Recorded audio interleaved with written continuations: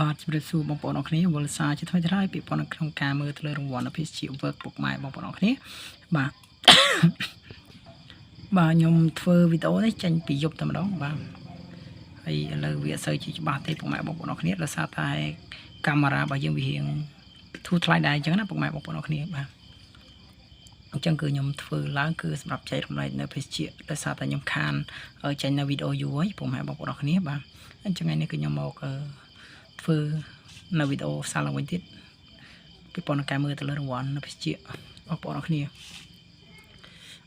មុនចូលដល់វីដេអូរបស់ខ្ញុំសូមបងប្អូនអរគ្នាកុំភ្លេចចុចពាក្យថា Subscribe បើកសញ្ញារូបដំណើរមួយផងដើម្បីទទួលបាននូវវីដេអូថ្មីៗ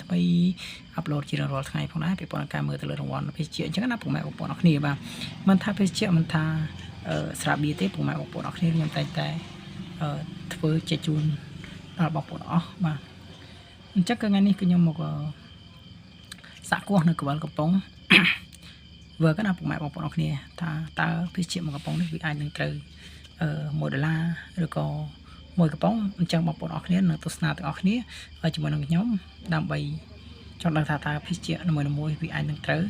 ឬក៏វាខុសអញ្ចឹងពុកម៉ែបងប្អូនអរគ្នាមានតែតាមដានទាំងអស់គ្នាចង់ដឹងថាតើការមើលទៅលើរង្វាន់នៃភេសជ្ជៈផ្សេងតើយើងមើលស្គាល់ទៅលើអ្វីបាទអញ្ចឹងពីប៉ុននឹងករណីការមើលទៅលើរង្វាន់ហ្នឹងក៏ខ្ញុំបាន